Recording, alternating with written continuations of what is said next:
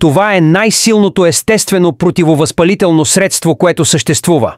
Само с една супена лъжица от тази смес на ден можете да намалите възпаленията в тялото си, да облегчите болката и да укрепите имунната си система.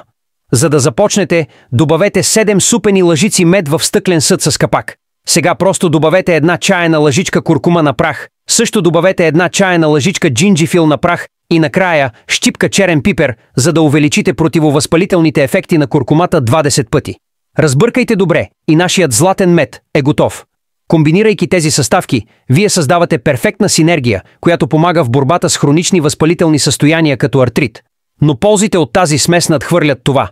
Само една супена лъжица от тази смес на ден ще увеличи нивата на БДНФ, мозъчен невротрофичен фактор, който е полезен за мозъчната функция и може да помогне за предотвратяване на невродегенеративни заболявания. И ако това не е достатъчно, куркуминът в куркумата помага за предотвратяване на растежа на раковите клетки. Ако искате всички тези ползи, ето как трябва да го консумирате. Вземете една супена лъжица от тази смес всеки ден за предпочитане на празен стомах.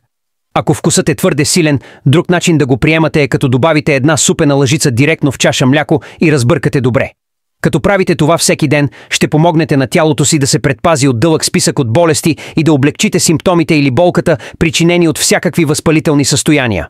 Ако ви хареса тази рецепта, оценете я от 1 до 10 в коментарите. Пожелавам ви дълъг и здравословен живот. Благодаря ви за подкрепата и ще се видим в следващото видео.